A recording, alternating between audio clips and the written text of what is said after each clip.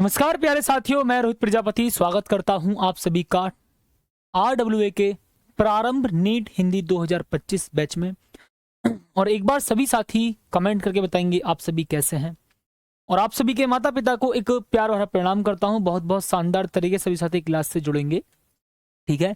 साथी class late होने का रीजन ये है कि बहुत ज़्यादा बारिश हो रही थी, जिसकी वजह से इलेक्ट्रिसिटी प्रॉब्लम थी, ठीक है। लाइट बिल्कुल नहीं थी और नेटवर्क की प्रॉब्लम थी। बहुत तेज बारिश होने की वजह से इसके लिए आपकी क्लास लेट शुरू हुई है, ठीक है। तो बस क्लास लेट होने का रीज़न यही है, बाकी और कोई क्लास लेट होने का रीज़न नहीं है। अब एक बार सभी साथी कमेंट कर दीजिए कौन कौन साथी क्लास से, हाँ जी, कौन कौन क्लास के लिए तैयार है।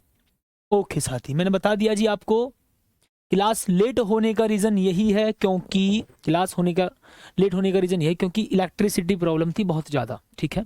बिल्कुल ठीक, ओके साथी। तो मैं उम्मीद करूंगा आप सभी को मेरी बात प्यार के साथ समझ में आ गई होगी, ठीक है। बिल्कुल ठीक, ओके साथी, चलिए जी, ठीक, ओके, बिल्कुल ठीक।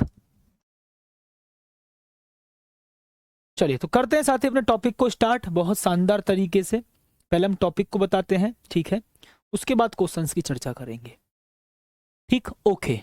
पहले साथी हम टॉपिक की चर्चा करते हैं और उसके बाद क्वेश्चन के बारे में चर्चा करेंगे, ठीक है, ओके। आइए, तो हम साथी कल कर रहे थे, किसकी बात कर रहे थे माय डियर? हम बात कर रहे थे कल जी कूलाम के नियम। तो हम कूलाम के नियम को पहले एक बार समझ लेते हैं, फिर क्वेश्चंस करेंगे, ठीक है, ओके।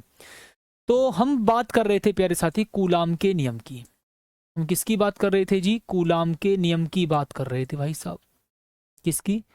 कूलाम के नियम की, ओके। कूलाम के साथी नियम की बात कर रहे थे जी, ठीक है जी, ओके। तो देखिएगा माय डियर, यहाँ पर बहुत शानदार तरीके से जी कूलाम के नियम की हम चर्चा कर लेते हैं, ठीक है। कूलाम के नियम की, अच्छा, कूलाम का नियम साथी है क्या? मैंने आपको कल भी बताया था, दो स्थिर बिंदु आवेशों के बीच में जो लगने वाला फोर्स होता है उसके बारे में जानकारी देता है कि कितना बल लग रहा है और कितना बल नहीं लग रहा। अच्छी बात है, ठीक है। तो देखो, अगर मैं आपसे ये कहूँ कि जी 2 पॉइंट चार्ज है, क्या बोलेंगे साथी? 2 पॉइंट चार्ज है, ठीक है। थोड़ा सा इसको समझ लेंगे ध्यान से। ये हो गया जी आपका Q1 और ये हो गया माय डियर आपका Q2, ठीक है। इनके बीच की डिस्टेंस R है। थोड़ा सा पेशेंस रख करके समझना, कल वाले ही काम हल्का सा मैं रिपीट कर रहा हूं, ठीक है जी, ओके। ओके जी, नितिन कुमार सर, आप फिजिक्स के कंटेंट अच्छी तरह से समझाते हैं, thank you sir. Oh my God, चलो। तो ये है साथी आपका स्मॉल r, ठीक है जी। तो इनके बीच में जो लगने वाला फोर्स होगा, ठीक है, इलेक्ट्रोस्टैटिक फोर्स, वो दोनों आवेशों के मैग्नीट्यूड के मल्टीपल के समानुपाती है। मतलब इनके बीच में जो लगने वाला फोर्स है वो दोनों आवेशों के परिमाणों के गुणनफल के अनुक्रमानुपाती होता है जी, ठीक है। ये लो, इतनी बात आप सभी को समझ में आ गई होगी, ओके माय डियर, ठीक है जी। अब देखिए यहां पर आ जाते हैं, इनके बीच में जो लगने वाला फोर्स है वो इनकी बीच की डिस्टेंस के वर्ग के व्युत्क्रमानुपाती होता है। दूरी जितनी ज्यादा, इनके बीच में जो लगने वाला फोर्स है वो उतना कम हो जाएगा, ठीक है जी, ओके साथी। तो यहां पर आप सभी को ये बात समझ में आ गई, ठीक है माय डियर, इतनी बात आप सभी को यहां पर समझ में आई, ठीक है जी, समझ में आ गई। तो मैं आपसे कह दूंगा जी F अनुक्रमानुपाती Q1 Q2 upon R square, ठीक है जी, ओके। तो यहां तक कि आप सभी को मेरी प्यारे साथी बात समझ में आ गई होगी कि जी F अनुक्रमानुपाती Q1 Q2 upon R square. अब जब मैं इस अनुक्रमानुपाती के सिंबल को हटाऊंगा, समानुपाती के सिंबल को हटाऊंगा, तो कुछ कांस्टेंट आएगा। मैंने बोला ठीक है जी, F is equal to 1 upon 4 pi epsilon naught और Q1 Q2 upon R square, upon R square जी। क्या लिखेंगे साथी यहाँ पर हम? अपॉन आर स्क्वायर, ठीक है। तो ये है जी फॉर्मूला आपका दोनों आवेशों के बीच लगने वाला फोर्स। और ये कब का है जी फॉर्मूला? जब दोनों आवेशों के बीच, या मैं यूं कहूं कि जब दोनों आवेश वायु या निर्वात में हो, ठीक है, ओके। मतलब दोनों आवेश वायु में हो या वहां पर कुछ ना हो, ठीक है, मतलब निर्वात, ओके। तो F अनुक्रमानुपाती Q1 Q2 F अनुक्रमानुपाती 1/r²। ठीक है जी, इतनी बात आप सभी को समझ में आ गई है। ठीक साथी, तो ये फॉर्मूला साथी कब के लिए है जी? ये है कब? जब दोनों आवेश वायु या निर्वात में हो। जब दोनों आवेश वायु या निर्वात में हो। जब दोनों आवेश वायु या निर्वात में हो। ठीक है जी, वायु या निर्वात में हो। ठीक है जी साथी, ओके, वायु या निर्वात में हो। ठीक साथी, क्या होंगे जी? वायु या निर्वात में हो। ओके, ठीक है जी साथी, जब दोनों आवेश वायु या निर्वात में हो तब ये वाला फॉर्मूला लगेगा। ठीक, लक्ष्मी गुप्ता क्लास, हाँ जी पढ़ाएंगे, टेंशन काहे लेते हो। बट पहले अभी हम 12th के टॉपिक पर फोकस कर लेते हैं। ठीक है, उसके बाद 11th के टॉपिक पर फोकस करेंगे। ठीक है जी, जब दोनों आवेश, ठीक है, जब दोनों आवेश वायु या निर्वात में हो, यहां पर मैं लिख दूंगा जी वायु या निर्वात। ठीक साथी, क्या लिखेंगे जी? वायु या निर्वात में हो। ये तब के लिए फॉर्मूला है। अच्छा, अब आप कहोगे सर अगर ये दोनों चार्ज सेम है तो इनके बीच में लगेगा प्रतिकर्षण फोर्स, मतलब प्रतिकर्षण बल, और अगर दोनों अपोजिट नेचर के हैं तो इनके बीच में लगेगा आकर्षण बल, तो इलेक्ट्रोस्टैटिक फोर्स। अगर मैं बोलूंगा जी अगर ये दोनों सेम चार्ज के हैं, ठीक है, ध्यान से सुनना बहुत बहुत प्यार के साथ, same charge repel each other, मतलब दोनों चार्ज अगर सेम है तो वो दोनों एक दूसरे को प्रतिकर्षित करते हैं। ठीक है, ठीक है जी, इतनी बात समझ में आई? ओके, सेम, अच्छी बात है। अब देखो यहां पर मैं अगर आपसे कहूं आगे बहुत प्यार के साथ, इसको चर्चा में सुनो पहले, इसको चर्चा में देखो। अगर मैं आपसे ये कहूं कि ये दोनों के दोनों आवेश, बात को प्यार के साथ सुनना। अच्छा, 1/4πε0 की वैल्यू कितनी होगी? ठीक साथी, चलो तो ध्यान से सुनना जी, यहां पर इसका जी 1/4πε0 की जो वैल्यू है वो कितनी है? आप कहेंगे सर 9 × 10⁹ है। और मात्रक क्या होगा जी? न्यूटन मीटर स्क्वायर पर कूलाम स्क्वायर। ये मात्रक आप कहां से निकालेंगे? ये मात्रक और डायमेंशन पर फोकस ज्यादा करना आप, मैं पहले भी आपको बता रहा हूं, मात्रक पर और डायमेंशन पर फोकस ज्यादा करना। ठीक है जी, ठीक, ओके। तो साथ ही मात्रक देखो, अगर मैं आपसे कहूं कि भैया नीट के एक क्वेश्चन को सॉल्व करने के लिए लगभग कितना टाइम मिलता है, तो मैं बोलूंगा 1 से सवा मिनट, 1 या 1 सवा मिनट। ठीक है, इसका मतलब 1 सवा मिनट का टाइम मिलता है एक क्वेश्चन को सॉल्व करने का। इसका मतलब अगर 1 सवा मिनट मिल रहा है तो क्वेश्चन का जो लेवल है वो बहुत ज्यादा हाई स्टैंडर्ड का तो नहीं हो सकता। अगर क्वेश्चन ज्यादा ही हाई स्टैंडर्ड का हुआ, बहुत ज्यादा लेंथी हुआ, बहुत ज्यादा टफ हुआ, तो क्या आप 1 या सवा मिनट में कर सकते हो? बताओ, 1 सवा मिनट में क्या कोई क्वेश्चन हो सकता है फिर? तो इसका मतलब क्वेश्चंस ज्यादा हार्ड लेवल के तो नहीं आएंगे। ठीक है, आपकी नॉलेज को जांचा जाएगा। ठीक है, क्वेश्चंस कुछ हार्ड लेवल के हो भी सकते, कुछ मैं यूं कहूं कि मॉडरेट लेवल के ज्यादा आते हैं क्वेश्चंस, ना बिल्कुल इजी ना बिल्कुल टफ, मॉडरेट लेवल के क्वेश्चंस आते हैं। कुछ क्वेश्चंस का लेवल ठीक होता है, बट वहां पर हमें ट्रिक्स यूज करना होता है, वहां पर हमें ट्रिक्स का काम करना होता है, ट्रिक्स यूज में लेनी होती हैं। ठीक है, उसके बारे में आपको बताऊंगा। ठीक है जी, अच्छा, अब आप कहोगे सर जी इसका मात्रक कैसे निकाला हमने? तो इसका हमने 1/4πε0 9 × 10⁹ न्यूटन मीटर स्क्वायर पर कूलम स्क्वायर, देखो कैसे निकाला है जी। ध्यान से देखो, यहां पर आपने इसका ही तो निकाला है, इस r² को इधर ले जाओ, Q1 Q2 को इधर ले जाओ। ठीक, तो आप कहोगे सर जी कैसे निकाला हमने? भैया यहां से निकाला है 1/4πε0 इज इक्वल टू कितना होगा? FR² upon Q1 Q2 newton metre square, coulomb की मल्टीप्लाई कूलाम में, तो कूलाम स्क्वायर हो जाएगा। तो इसका मात्रक आप इस फॉर्मूले से निकाल रहे हैं जी, न्यूटन मीटर स्क्वायर पर कूलाम स्क्वायर, वैल्यू कितनी होती है? 9 × 10⁹ ओके। तो अगर मैं आपसे ये कहूं कि करीब करीब 10 क्वेश्चन तो ऐसे मान लो कि जो डायरेक्ट फॉर्मूला बेस्ड होते हैं, जो डायरेक्ट फॉर्मूला बेस्ड होते हैं, मतलब ओनली फॉर्मूले वाले। अगर आपको फॉर्मूला की सीट याद है तो एक फॉर्मूले को दूसरे फॉर्मूले से मैनेज करते फॉर्मूला आ गया। ठीक, तो फॉर्मूला बेस्ड क्वेश्चन बहुत आते हैं। ठीक है, कॉन्सेप्ट बेस्ड भी क्वेश्चन आते हैं, कॉन्सेप्ट बेस्ड भी क्वेश्चन आते हैं। मैं आपको बताऊंगा किस किस टाइप के क्वेश्चन आते हैं, कितने नंबर का पैटर्न है, एक वीडियो आएगी पूरी, ठीक है, कंप्लीट। ओके, उसमें मैं आपको सारा बता दूंगा, फिजिक्स का कितने नंबर के क्वेश्चन आते हैं, कितने क्वेश्चंस करने होंगे, कितना टाइम मिलता है, कितने हार्ड लेवल का क्वेश्चंस आते हैं, पिछली बार 2024 में क्या लेवल रहा है एग्जाम का, ठीक है, बिल्कुल ठीक। ओके साथी, ठीक है जी।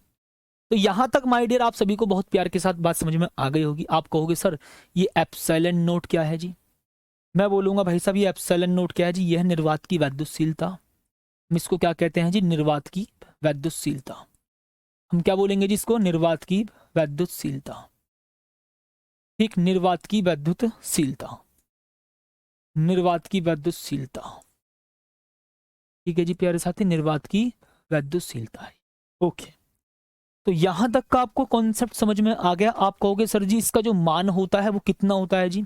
तो एप्सिलॉन नोट का जो मान होता है आप कहोगे 8.85 मल्टीप्लाई 10⁻⁻12 और मात्रक होगा कूलाम स्क्वायर पर न्यूटन मीटर स्क्वायर।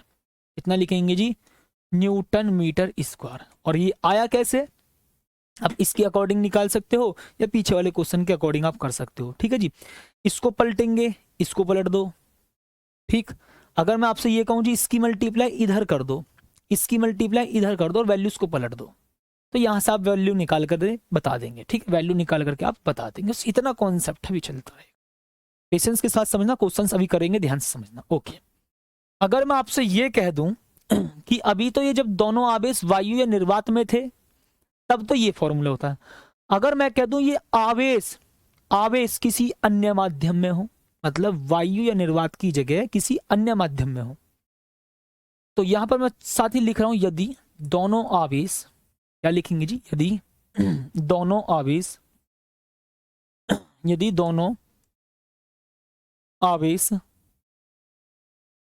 ठीक है जी, यदि दोनों आवेश किस में हो बताओ जी? किसी अन्य माध्यम में हो। क्या लिखेंगे जी भाई साहब यहां पर हम प्यारे साथी? किसी अन्य माध्यम में हो, किसी अन्य माध्यम में हो, ठीक है जी प्यारे साथी, किसी अन्य माध्यम में हो। ओके, पहले सपोज करो जी वायु में या निर्वात में है और मैं बोल दूं उनको भैया जल में डाल दिया, किसी लिक्विड में डाल दिया, तो फिर उनके बीच में लगने वाला फोर्स क्या होगा? उनके बीच में लगने वाले फोर्स थोड़ा कम हो जाएगा। वो कितना कम होगा इसके बारे में चर्चा करेंगे, ठीक है। तो आप कहोगे सर जी फिर फॉर्मूला क्या होगा जी? यदि दोनों आवेश किसी अन्य माध्यम में, तो F इज इक्वल टू 1/, ठीक है जी, आप FM भी लिख सकते हैं, मीडियम में लगने वाला फोर्स, ठीक है जी, किसी मीडियम में लगने वाला फोर्स, 1/4 पाई एप्सिलॉन लिख दो या एप्सिलॉन M लिख दो, वो आपकी मर्जी की बात है। एप्सिलॉन लिखो या एप्सिलॉन M लिखो, वो आपकी मर्जी की बात है, ठीक है जी। सर थोड़ा प्लीज, अरे भैया प्लीज, मैं तो थोड़ा सा स्लो ही पढ़ाता हूँ ना बच्चा। Q1 Q2/R², आप या तो इसको ऐसे लिख सकते हैं या फिर साथ ही आप इसको ऐसे भी लिख सकते हैं जी, ठीक है, या फिर साथ ही आप इसको ऐसे भी लिख सकते हैं। FM is equal to 1/4 pi epsilon M, ठीक है। तो किसी किताब में एप्सिलॉन M लिखा होता है, तो किसी किताब में ओनली एप्सिलॉन लिखा होता है, तो वो आपकी मर्जी की बात है, ठीक है जी। किसी किताब में एप्सिलॉन लिखा होता है या किसी किताब में एप्सिलॉन M लिखा होता है, ये आपकी मर्जी की बात है, ठीक है जी। सर लिखने के लिए टाइम दो प्लीज। अरे भैया इतना आराम से पढ़ा रहा हूँ साथी, स्लो पढ़ा रहा हूँ अभी तो स्टार्टिंग में, तो ठीक है जी, और मैं आपको कॉन्सेप्ट पूरा बिल्कुल समझाऊंगा, टेंशन ना लो। ओके भाई साहब, यहाँ पर भैया हम चर्चा करेंगे बहुत प्यार के साथ, गजब तरीके से, ठीक है। ओके माय डियर, ये लो, डुम डुम डुम डुम डुम, ठीक है जी। ओके साथी, ठीक भाई साहब, ठीक। तो आप कहोगे सर जी यहाँ पर, आप कहोगे सर जी यहाँ पर इन दोनों फॉर्मूले में, इन दोनों फॉर्मूले में ये एप्सिलॉन M क्या है भैया? एप्सिलॉन हो या एप्सिलॉन M हो, दोनों का मतलब एक ही है, वायु, ध्यान सुना जी, किसी माध्यम की वैद्युतशीलता, ठीक है जी, माध्यम की वैद्युतशीलता, ठीक। साथ ही इसका मतलब क्या है जी? एप्सिलॉन या एप्सिलॉन दोनों का मतलब होता है जी माध्यम की वैद्युतशीलता, माध्यम की वैद्युतशीलता, किसका माय डियर? माध्यम की वैद्युतशीलता। ठीक, माध्यम की वैद्युतशीलता। ओके साथी, ठीक है जी, माध्यम की वैद्युतशीलता। बताओ किसको यहां तक की बात समझ में आ गई?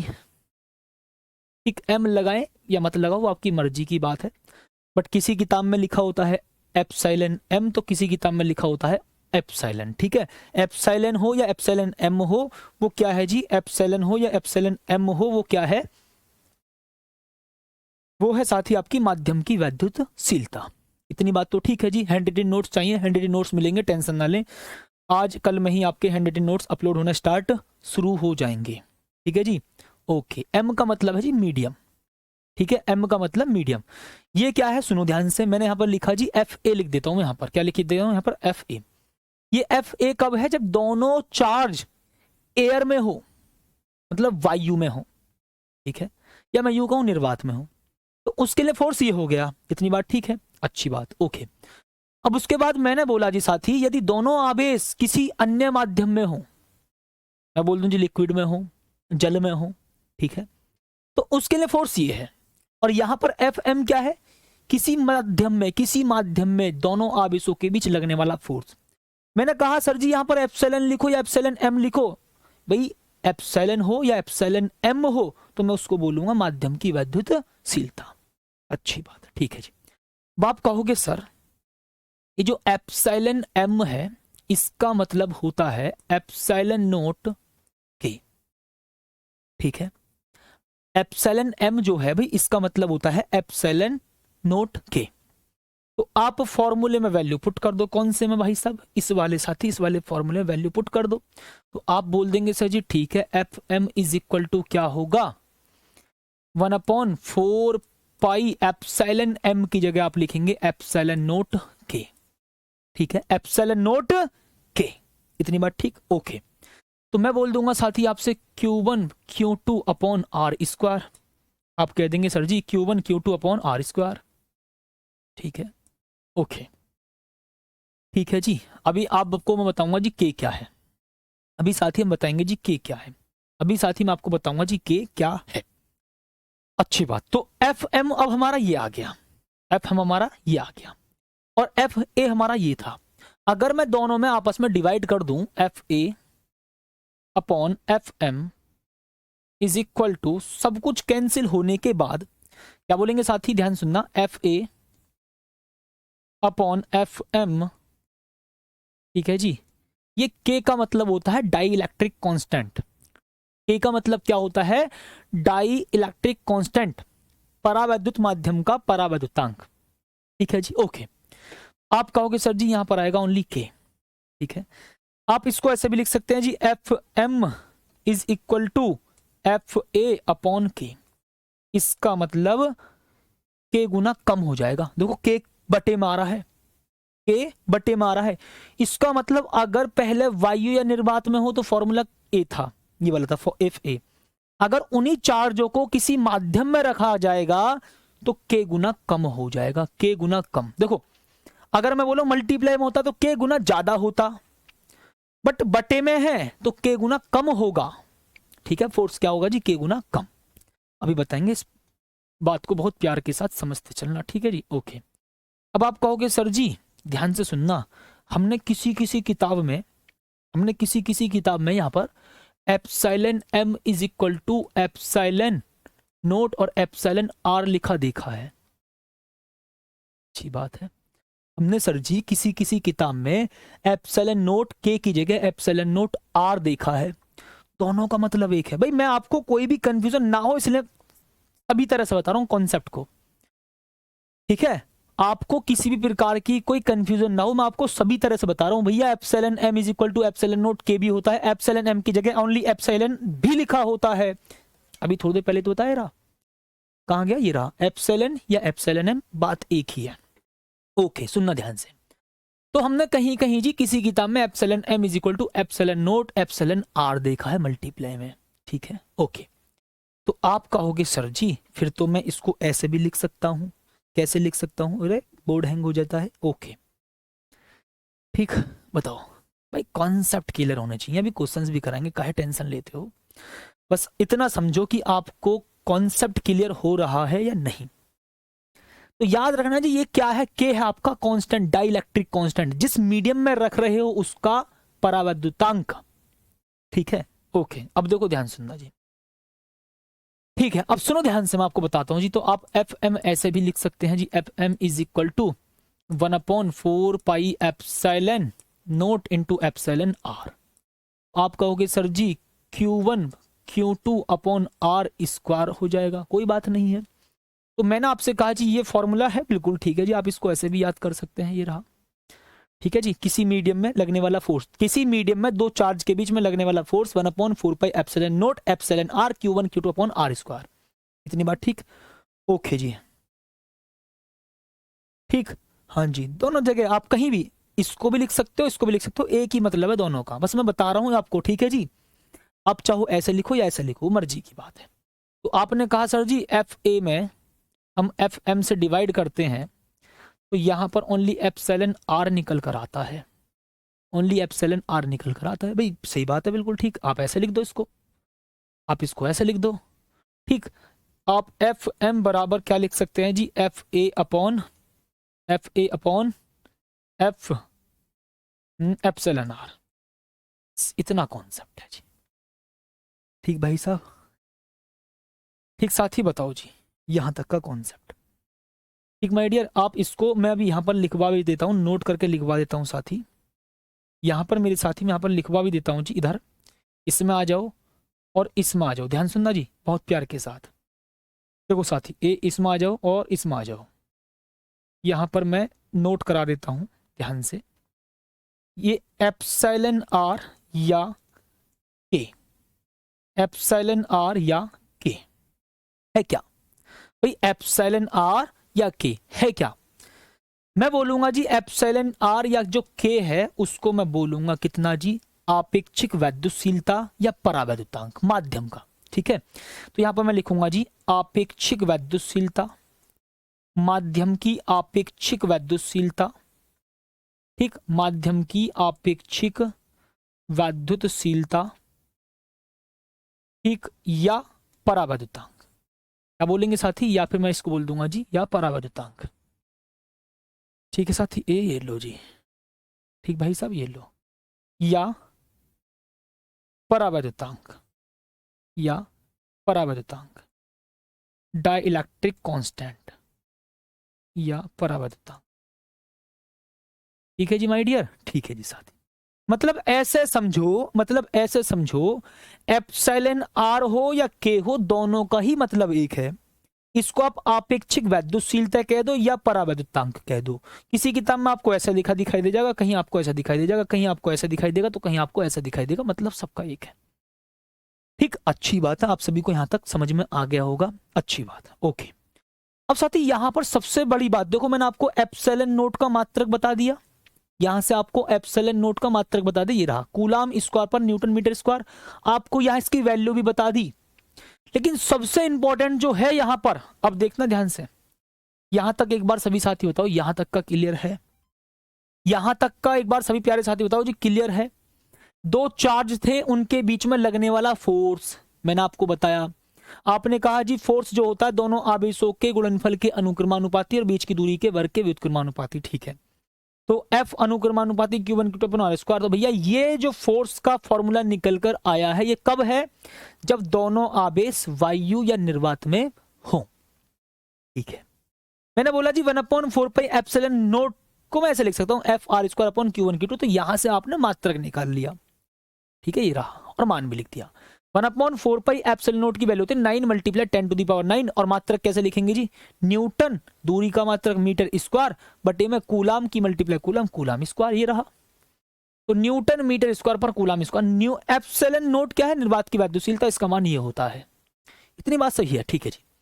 मैंने बोला आपसे यदि दोनों आवेशों को, पहले दोनों आवेश वायु में रखे थे, दोनों आवेश वायु में थे, ठीक है, फिर मैंने बोला आपसे कि उन दोनों आवेशों को पानी में रख दो, उन आवेशों को किसी लिक्विड में डाल दो, उन आवेशों को किसी लिक्विड में डाल दो, उन आवेशों को किसी मीडियम में रख दो। तो आपने कहा सर जी एफ एम क्या, एफ एम का मतलब है वैद्युत बल, इलेक्ट्रोस्टैटिक फोर्स, जब दोनों चार्ज किसी मीडियम में हो।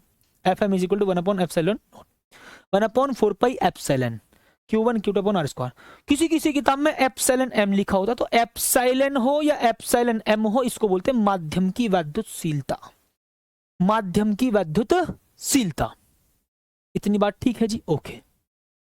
अब सोचो यहां पर एप्सिलॉन एम का जो मान होता है वो एप्सिलॉन नोट के होता है, और एप्सिलॉन नोट, देखो एप्सिलॉन नोट का मतलब आपको पता है, एप्सिलॉन नोट का मतलब आपको पता है क्या है जी, बताओ भाई। एप्सिलॉन नोट का मतलब होता है निर्वात की वैद्युतशीलता। तो F M is equal to 1/4 pi epsilon naught K Q1 Q2 upon R square. इस फॉर्मूले से आप यहां पर देख लिया, एप्सिलॉन एम की जगह एप्सिलॉन नोट एप्सिलॉन आर भी लिखा होता है कहीं कहीं पर, तो मैंने आपको इसके अकॉर्डिंग बता दिया। तो यहां एप्सिलॉन आर या के दोनों का मतलब क्या है, आपेक्षिक वैद्युतशीलता या परावैद्युतांक। आपेक्षिक वैद्युतशीलता या परावैद्युतांक, मतलब आप एक समझ लो, ठीक, आप एक समझ लो भैया, आप इसको देखो ही, मतलब मैंने बोला जी के है, के क्या है, माध्यम का परावैद्युतांक। किसी किसी किताब में इसको एप्सिलॉन आर भी लिखा होता है, वो आपकी मर्जी है। यहां आपको समझ में आ गया। अच्छा, अब एक सबसे बड़ी बात मैं आपको प्यारी सी बता देता हूं जी, जो सबसे इंपॉर्टेंट बात हो जाती है आप सभी की, वो एप्सिलॉन नोट का, एप्सिलॉन नोट की विमा। किसकी माय डियर, एप्सिलॉन नोट की विमा, ठीक है जी, एप्सिलॉन नोट की विमा। एप्सिलॉन नोट की विमा वेरी वेरी मोस्ट इंपॉर्टेंट। मैं यूं कहूं कि जी नीट में विमाओं के ऊपर क्वेश्चन 101% आता है, एक या दो क्वेश्चन हमेशा 101% आते ही आते हैं। एक या दो क्वेश्चन 101% विमाओं से संबंधित आते ही आते हैं, और ये वेरी मोस्ट इंपॉर्टेंट है। इसका मात्रक इंपॉर्टेंट है, और इसका विमा भी या इसका विमेय सूत्र भी इंपॉर्टेंट है। कैसे करोगे देखो, आपने कहा सर जी एफ आपने पढ़ाया था, F A is equal to 1/4 pi epsilon naught, ठीक है जी, Q1 Q2 upon R square. सही बात है। तो आप कहोगे सर हमें निकालना एप्सिलॉन नोट का, इसका जी एप्सिलॉन नोट का, तो एप्सिलॉन नोट को उधर भेज दो। तो आप कह देंगे जी epsilon naught is equal to 1/4 pi, अपनी जगह बरकरार, यहां लिखूंगा मैं ओनली एफ ए, ठीक है, एफ ए का मतलब फोर्स है, ठीक है जी साथी, ओके। हाँ जी बिल्कुल हो सकता है, ठीक है। अरे भाई साहब बोला तो epsilon R is equal to K, ठीक है, ओके। तो Q1 Q2 upon R square, सब कुछ सेम है। अब मैं आपसे कहूं जी इस फॉर्मूले की हेल्प से, इस फॉर्मूले की हेल्प से बीमा बता दो एप्सिलॉन नोट की। तो आप कहोगे जी एप्सिलॉन नोट की बीमा क्या होगी, निकल कर बताओ। आप कहेंगे सर जी एप्सिलॉन नोट की जो बीमा होगी वो क्या होगी, बताओ जी। देखो ध्यान सुनना, कांस्टेंट की कोई बीमा नहीं होती, इस बात को ध्यान से सुनना। कांस्टेंट की कोई बीमा नहीं होती, इस बात को ध्यान सुनना जी। आवेश की बीमा 80, ध्यान से समझते चलना जी। आवेश की बीमा 80, बिल्कुल ठीक। फिर आवेश की बीमा 80, आवेश की बीमा मैंने आपको कुछ दिन पहले ही समझाई, मतलब पहले डेमो 1 में समझाई है या डेमो 2 में समझाई है। मैंने आपको आवेश की बीमा समझाई थी डेमो 2 में, ओके। फोर्स की बीमा MLT-2, फोर्स की बीमा क्या होगी साथी, MLT-2, ओके। और बटे में यहां मल्टीप्लाई में इसके साथ डिस्टेंस की बीमा L2, ओके। इतनी बात समझ में आई, ठीक है जी। आप कहोगे A का स्क्वायर T का स्क्वायर, ठीक, ओके। अब अगर मैं आपसे ये पूछूं कि M तो अकेला है, भाई M बिल्कुल अकेला है, सही बात है। L की मल्टीप्लाई, देखो L की पावर 1 मानो यहां पर, तो L की पावर 1 और L की पावर 2 कितना होगा, L की पावर 3 और T की पावर -2। ये तो खैर छोटी छोटी बात आप सबको पता होनी चाहिए, ठीक है जी। अब मैं इसको थोड़ा सा छोटा करके इसको आगे बढ़ा देता हूं, ठीक, वेरी वेरी मोस्ट इंपॉर्टेंट बात है जी ये वाली, ठीक है। अब देखो M को ऊपर पहुंचाओगे तो आप कहेंगे सर जी M की पावर -1 हो जाएगा, सही बात है। L को ऊपर पहुंचो, L की पावर -3 हो जाएगा, बिल्कुल ठीक बात, L की पावर -3। इसको ऊपर पहुंचाओ तो T की पावर 4 और A की पावर 2। ये है जी आपकी क्या, एप्सिलॉन नोट की बीमा। क्या बोलेंगे साथी, एप्सिलॉन नोट की बीमा, ठीक है, ओके। यहां तक का आपको सारा का सारा अगर सभी कॉन्सेप्ट क्लियर है तो मैं जरा क्वेश्चन पर आ जाता हूं, ध्यान से सुनो। ठीक है जी, देखो अब क्वेश्चन पर आ जाते हैं साथी, ठीक है। हाँ जी बिल्कुल ठीक, अच्छी बात। अगर मैं आपसे एक बात और पूछूं, बताओ मुझे, अगर मेरे प्यारे साथी मैं आपसे एक बात पूछूं कि डाई इलेक्ट्रिक कांस्टेंट की वैल्यू कितनी होती है जी, तो ध्यान से सुनना। के का मान, किसका मान माय डियर, मेरे प्यारे साथी, के का मान, ध्यान सुनना जी, के का मान किस किस के लिए क्या होता है जी, मुझे इतना बता दो। आप कहोगे सर के का मान जो होता है ना, आप कहोगे सर जो के का मान होता है डाई इलेक्ट्रिक कांस्टेंट के की वैल्यू वायु या निर्वात के लिए, क्या लिखेंगे जी, वायु या निर्वात के लिए एक होती है। इसके लिए माय डियर, वायु या निर्वात के लिए, वायु या निर्वात के लिए के की वैल्यू कितनी होती है माय डियर, आप बताएंगे एक बार। आप कहोगे सर जी एक होती है। वायु या निर्वात के लिए हमेशा के की वैल्यू कितनी होती है, एक, फिक्स है। याद रखना के की वैल्यू फिक्स होती है बट अलग अलग माध्यम के लिए अलग अलग होती है। भाई जल के लिए मैं बोलूं जी लगभग 80 होती है अप्रोक्स। तुम कहोगे सर जी जल के लिए 80 रहेगी, भैया जल भी तो अलग अलग टाइप के होते हैं, वाटर भी तो अलग अलग, कुएं का पानी अलग, नल का पानी अलग, मतलब ऐसे ऐसे तो किसी का कम ज्यादा होता रहता है, लेकिन अप्रोक्स 80 होता है। ठीक है जी, तो मैं बोलूंगा जी वायु या निर्वात के लिए तो जी एक हो गया के का मान। मैं बोलूंगा अन्य सभी माध्यमों के लिए, अन्य सभी माध्यमों के लिए, ठीक है जी, वायु या निर्वात की जगह पर अन्य सभी माध्यमों के लिए क्या होता है, के का मान के लिए के का मान जो होता है वो क्या होता है, एक से बड़ा होता है। ठीक है, एक से बड़ा सबके लिए, मतलब वायु या निर्वात के लिए के का मान एक होता है लेकिन बाकी सबके लिए एक से बड़ा होता है। ओके, अब अगर मैं आपसे ये पूछूं धातुओं के लिए, इसके लिए जी धातुओं के लिए, इसके लिए माय डियर धातुओं के लिए क्या होता है, तो आप कहेंगे सर के का मान इनफाइनाइट होता है। क्या बोलेंगे सर आप, के का मान इनफाइनाइट होता है, के का मान इनफाइनाइट होता है। ठीक है जी, ये कॉन्सेप्ट है, इसको भी मैंने आपके लिए लिखवा दिया है। ओके, अब जरा हम क्वेश्चंस पर आ जाते हैं। ये यहां पर देखो, इस क्वेश्चन में ज्यादा देखो टाइम मत लगाना किसी भी प्रकार से साथी, आप ज्यादा क्वेश्चन इसमें टाइम मत लगाना बिल्कुल भी। ठीक है, मैं आपको समझाऊंगा एक बार, फिर आपको तरीका बता दूंगा करने का। ठीक है, दो आवेश हैं ए और बी, मैं आपको समझाऊंगा पेशेंस के साथ, फिर आपको पेपर में स्ट्रक्चर वगैरह नहीं बनाना, आपको तो जल्दी करना है, मैं आपको समझाऊंगा। ठीक है, ओके। कभी आपको सर जी देर लगा रहे हो, भैया देर लगाऊंगा इसलिए ताकि आपको समझ में आ सके सभी को। भैया दो बिंदु ले लिए मैंने, कितने साथी, दो बिंदु। ठीक है जी, मैंने दो बिंदु ले लिए, ओ माय गॉड। ठीक है, दो बिंदु ले लेता हूं मैं यहाँ पर। एक पर तो है आपका कितना जी, क्यू चार्ज, और एक पर है साथी आपका माइनस का क्यू चार्ज। ठीक है, और एक दूसरे से कुछ दूरी पर है, एक दूसरे से कुछ दूरी पर है। ठीक है जी, ठीक भाई बोला तो था मैंने अप्रोक्स 80। ठीक है, अब यहां पर भैया मैं कुछ डिस्टेंस अपने पास से आर मान लेता हूं, कुछ डिस्टेंस। अब देखो यहां बोला इनके बीच में जो लगने वाला फोर्स है वो एफ है, तो भैया इनके बीच में लगने वाला फोर्स है एफ। अच्छा ये बताओ इनके बीच में कौन सा फोर्स लगेगा, एक पॉजिटिव है एक नेगेटिव, तो इनके बीच में फोर्स लगेगा कौन सा, आकर्षण बल। ठीक है, ठीक है जी, both charge attract each other, मतलब दोनों के दोनों चार्ज एक दूसरे को क्या करेंगे, अट्रैक्ट करेंगे। ये वाला इस पर फोर्स लगाएगा ऐसे, ये वाला फोर्स लगाएगा इस पर ऐसे, मतलब दोनों एक दूसरे को आकर्षित करेंगे। ओके, इतनी बात ठीक है जी। तो आप कहोगे सर जी फिर फोर्स कौन सा होगा जी, इनके बीच में फोर्स पता कौन सा लगेगा, तो भैया इनके बीच में जो फोर्स है, अरे कहां गया, ओके माय डियर, तो भाई साहब इनके बीच में साथी फोर्स कितना है जी आपका, ओके ठीक भाई साहब, यहां पर मैं इसकी चर्चा कर लेता हूं। ओके साथी, इसको थोड़ा सा छोटा करेंगे, ये लो, ठीक भाई साहब, ओके माय डियर बेटा तुम इधर आ जाओ। ओके जी, तो साथी इनके बीच में जो फोर्स लगेगा, आप कहोगे सर जी इनके बीच में जो फोर्स लग रहा है वो क्या होगा जी, F is equal to constant small K, बोलो स्मॉल के, स्मॉल के, ये स्मॉल के होता है अनुक्रमानुपाती नियतांक।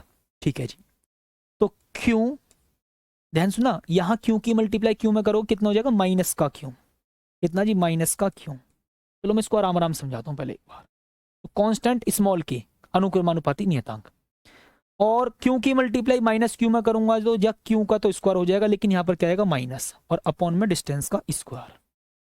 ठीक, ऐसे कर लोगे, आराम से समझो। ठीक, दोबारा समझो, एक बार दोबारा समझो। फोर्स लिया भाई साहब, ठीक है जी। स्मॉल के क्या है आपका कांस्टेंट, अनुक्रमानुपाती नियत। 1/4πε नॉट लिख लो, क्योंकि यहां पर किसी माध्यम की बात नहीं चल रही, तो मैं क्या लूंगा 1/4πε नॉट। दोनों चार्जेस की मल्टीप्लाई, आपने कहा सर चार्जेस की मल्टीप्लाई करूंगा क्यू का स्क्वायर हो जाएगा और अपॉन में डिस्टेंस का स्क्वायर हो जाएगा, लेकिन माइनस लिखूंगा। माइनस क्यों लिख रहा हूं, क्योंकि साथी यहां पर दोनों चार्ज अपोजिट हैं। ठीक है, बट एक बात सोचो, मुझे यहां पर चार्ज की ओनली वैल्यू लेनी है, तो इसलिए माइनस को कट कर देना है। ठीक है, बस मुझे तो यहां पर मैग्नीट्यूड की तो बात करनी है, यहां पर ओनली मैग्नीट्यूड की बात कर रहा हूं यहां पर। ठीक है जी, फोर्स की वैल्यू, लगने वाला फोर्स एफ है। ठीक है जी, अब आपसे क्वेश्चन में ये क्या बोला जी, इसका 40% यहां पर आ जाता है, तो यहां से 40% चार्ज इसको ट्रांसफर कर दिया जाता है जी।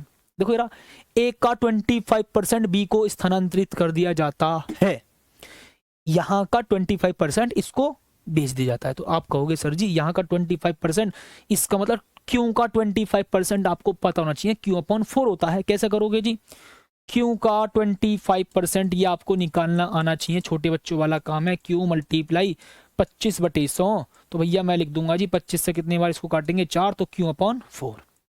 तो क्यू का 25% होता है क्यू अपॉन 4। हटाओ इसको, ये तो सबको आता है।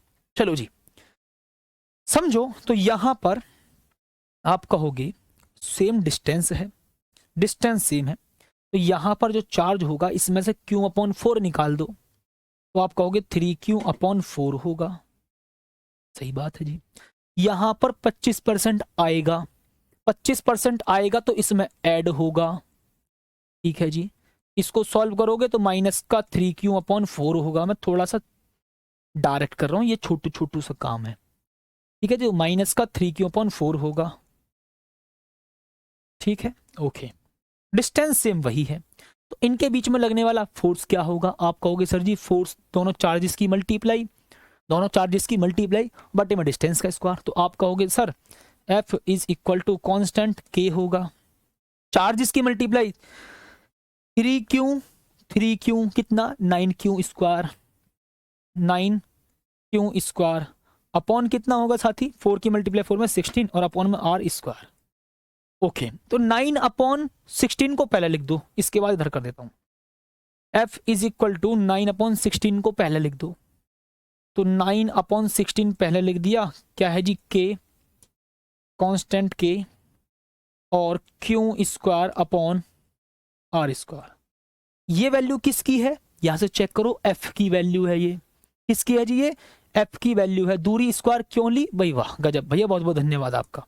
ऐसे क्वेश्चन बच्चा अगर आप ऐसी बातों को करोगे तो फिर समझ लेना आपसे क्वेश्चन नहीं बन पाएंगे, फिर समझ लेना साथी आपसे ऐसे क्वेश्चंस नहीं बन पाएंगे भैया, बिल्कुल भी नहीं हो पाएगा आपसे कुछ भी। अगर आप ये बोल रहे हो जी दूरी का स्क्वायर क्यों करा, तो भैया बिल्कुल नहीं होने वाला आपसे कुछ भी। तो मैं यहाँ लिख देता हूँ जी कितना कितना कितना, F is equal to constant K। ठीक, ओके, पहले 9/16 को पहले लिख लो, 9/16 constant K Q square upon R square. ये किसकी वैल्यू है जी, आप कहोगे ये वैल्यू किसकी है जी, और ये F डैश मान लो। मीडियम में फोर्स FM मानो या F डैश मान लो, वो आपकी मर्जी है। ठीक, ओके, F डैश मान लो या FM मान लो, वो आपकी मर्जी है। तो 9/16 इज इक्वल टू F। अब ढूंढ लो भैया क्या value, 9/16 F, option number B बिल्कुल ठीक है। ठीक, आराम से करा है क्वेश्चंस, ध्यान रखना जी। ठीक है, 3Q ये कैसे आया भैया, इसका 25% निकालोगे तो इसमें से Q अपॉन 4 बाहर निकलेगा, तो Q माइनस Q अपॉन 4, तो ये हो जाएगा 3Q अपॉन 4। यहाँ पर प्लस Q अपॉन 4 होगा, तो यहाँ पर हो जाएगा जी माइनस का 3Q अपॉन 4। ठीक है, अब इनके बीच में फोर्स देख लो, तो भैया ये आपका आंसर आया है। थोड़ा डायरेक्ट बताया है, बस थोड़ा सा डायरेक्ट बताया है। ठीक, हाँ जी, ताकि आपका मैं लॉजिक देख सकूं। अब इसको अगर मैं करवाऊंगा तो एक पेज पर चला जाएगा कहाँ में कहाँ, लेकिन आपको डायरेक्ट करने की प्रैक्टिस करनी है, क्वेश्चंस का काम करना, कॉन्सेप्ट। ओके, चलो इसको अगर अभी पेज की कमी है, अभी पेज बच रहा ही नहीं है। ओके, अब सोचो साथी, यहां पर देखो, यहां पर क्या बोला है जी, एक धात्विक उदासीन, ध्यान सुनो जी, एक उदासीन धात्विक गोले से मतलब एक बॉडी है, मतलब साथी एक बॉडी है न्यूट्रल, मतलब साथी एक बॉडी है न्यूट्रल, ये एक गोला है जी, ये न्यूट्रल है। इतने इलेक्ट्रॉन निकाल दिए, यहां से इलेक्ट्रॉन निकाल दिए जी, वो भी कितने, 10⁻14 इलेक्ट्रॉन निकाल दिए, 10⁻14 इलेक्ट्रॉन निकाले हैं। जब किसी बॉडी से इलेक्ट्रॉन निकलते हैं तो उस पर कैसा चार्ज आएगा जी, पॉजिटिव चार्ज आ जाएगा, इस पर पॉजिटिव चार्ज आ जाएगा, ठीक है। ओके साथी, तो इसका मतलब नेगेटिव चार्ज तो बिल्कुल ना आ सकता है ना, कट कर दो।